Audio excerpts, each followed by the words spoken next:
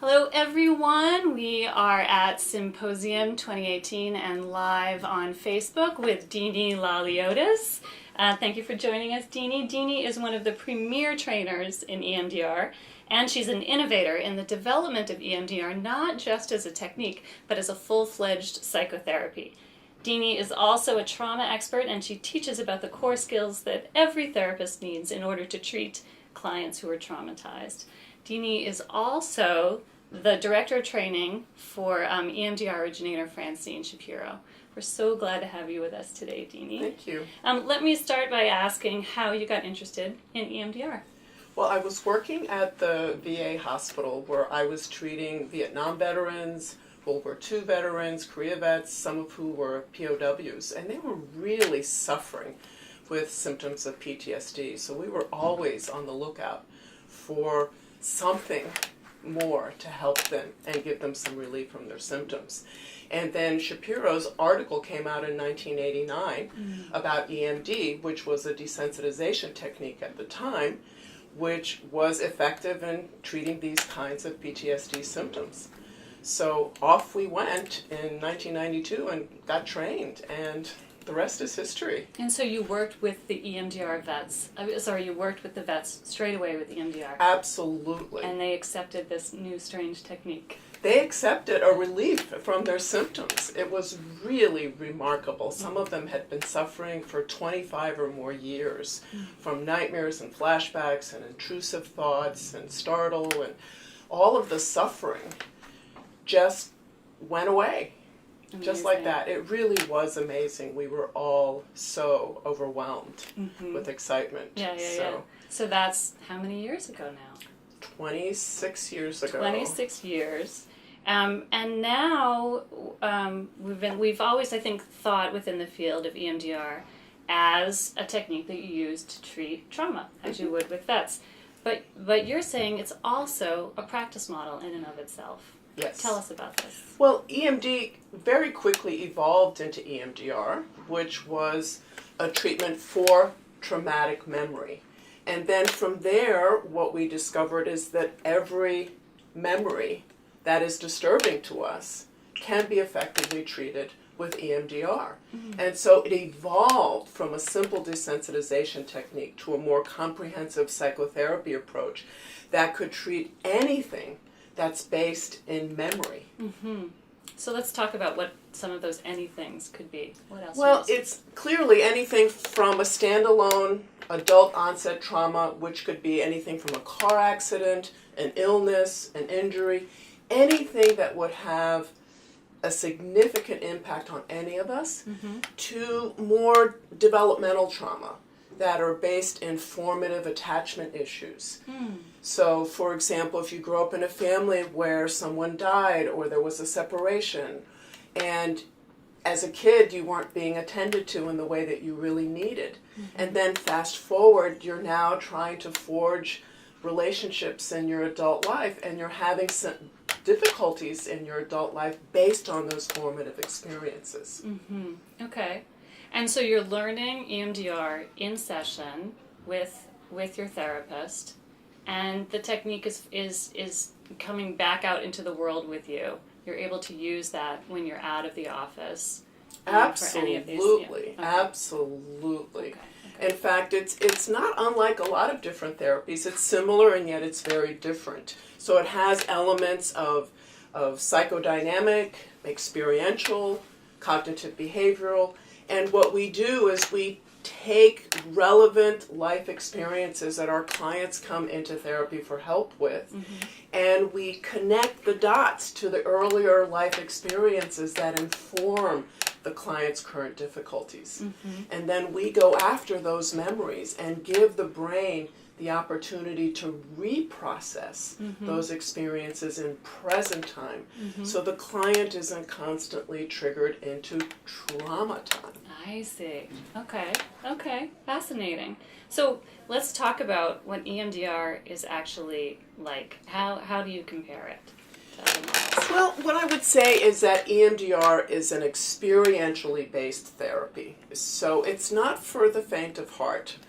Right. So, for example, if you had a car accident and now you're having anxiety and panic about getting back into a car again, that is your brain having trouble being in the present orientation, right? So long after the threat has passed, your brain is still orienting to the threat. And so whether it's something like that or an experience of wanting to be close to an intimate and being anxious about getting close because you're afraid they're going to abandon you or they're going to hurt you or something bad is going to happen. In those moments, our brain is going, looks like, feels like, sounds like, must be like. Therefore, it's exactly like it was when I had that accident, when I was growing up in my family. And so we work with that collision, that past-present collision, by identifying what those early experiences are, and then giving the brain the opportunity to reprocess them. So it's very experiential. We're not talking about what happened. We're actually giving the client the opportunity to re-experience it within the context of a safe, present environment where they're now likely to be an adult, although it can treat children too. Okay. But the present conditions are different than the past. Okay. And that's really the cornerstone between reprocessing and re-traumatization. So, Understanding the past and the present difference. right, and the therapist's job, one of many, is to keep the client oriented to the dual awareness between the current conditions of safety and comfort versus the past conditions that were difficult and challenging for them. Okay. And that's the difference that gives the brain the opportunity to come to a more adaptive resolution. I get it. Okay, fascinating. Facebook Live watchers, if you have questions for Deanie, feel free to send them to us. We'll check in with you as we keep talking about this. Let's take one of the biggest issues that are out there for all therapists. Dealing with clients who come in with anxiety, often long-standing anxiety. They try to treat it, it comes back. It's such a present issue for so many therapists. Tell me how you might proceed with an anxious client. Okay. Well, as in any issue, the question is why are they having the symptoms? So why the anxiety? Is it because they feel inadequate in their situation? Is it because they don't feel safe? Is it because they feel powerless? So part of the first line of approach is to understand what triggers the anxiety, what's generating it in the client's current context. And then again, we look for what the earlier connections are. So if somebody's coming in because they're having difficulties with their boss and they feel like the boss is being unusually harsh with them and singles them out, and they're overreacting. And so what we say in EMDR is anytime there's an overreaction, there's a past-present collision. So if I'm feeling shamed and all of a sudden my competent, capable adult self feels like 5, that's what happens. That's the past-present collision. So we go to that 5-year-old experience of being yelled at by the father, right, for spilling the milk at the dinner table, for example. But that didn't happen just one time. It happened over and over and over and over again. Right. So the takeaway message for that child is there's something wrong with me because I'm causing the problem. So forgive me because I have this 1990s idea of EMDR in my head specifically for trauma. You have a car accident, you come in, your therapist puts 2 fingers in front of your eyes or gives you headphones and the bells go on. And so I think of it as very particular to that one event. We're treating that one event and then we're moving on. When I start hearing childhood, when I start hearing larger anxiety issues, it's a little confusing to me. Is it no longer this? Oh, it's absolutely it's absolutely that. But what happens, and this was one of the first discoveries Shapiro made, is when you're targeting that accident, the brain is looking automatically to link to other similar experiences. So it could be similar accidents or situations of uncertainty where you thought one thing was going to happen but something else happened instead.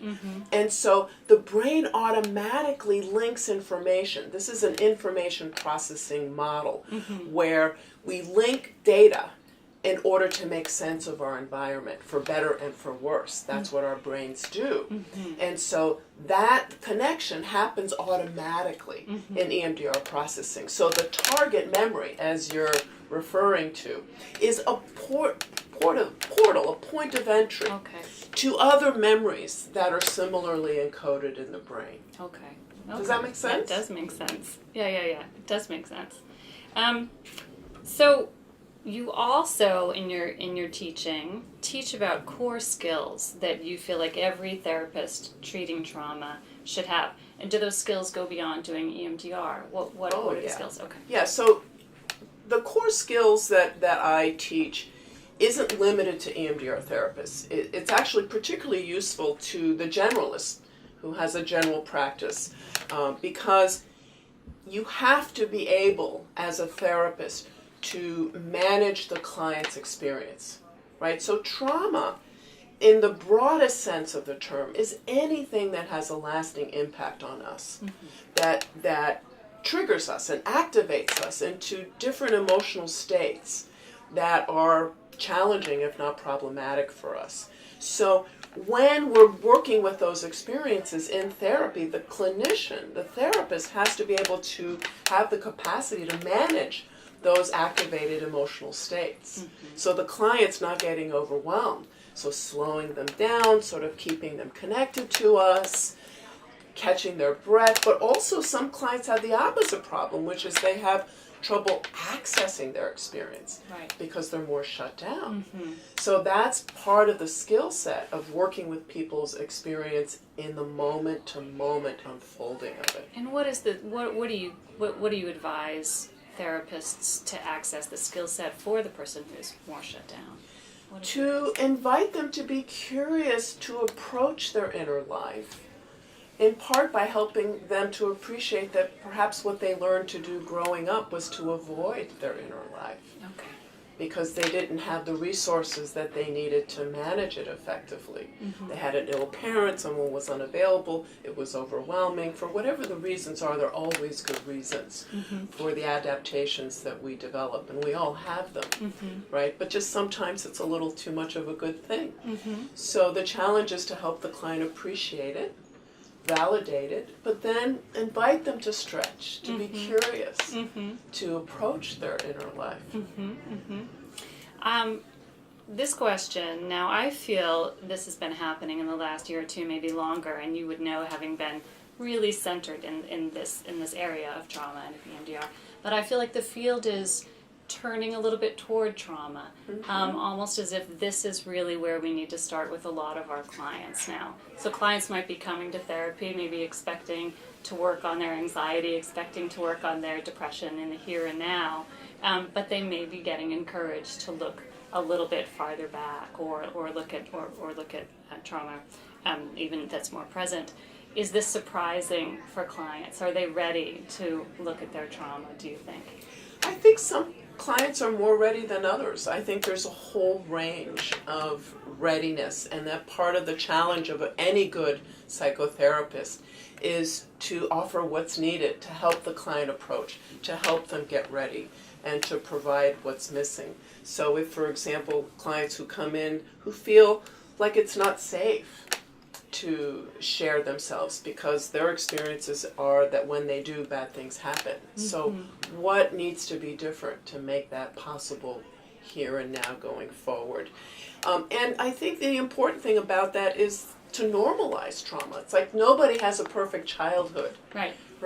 And so we've all had really good experiences that have a lasting impact on us. And we have other not so good experiences that have a lasting impact on us, how we feel about ourselves, how we feel about being in relationship. Right. And that's what we want to help our clients with. Exactly. So it's not just, I went to war, I have trauma. I was abused in my childhood, I have trauma. All of us have an understanding. That's right. And an experience with trauma. That's correct. Okay. That's correct. Yeah. And so therapists will need that training. I think so. Yeah. I think so. And I think it's important for therapists to be able to identify a traumatic stress response as what it is so that they know how to better approach it and how to better treat it. Okay. Well, I think we are finished here. Thank you so much, Jeannie, for this fascinating discussion. My pleasure. Thank you so much for inviting me. And we can't wait to see what more you're doing here at the conference. Thanks for being here. Thank you. Thanks, everyone. Bye.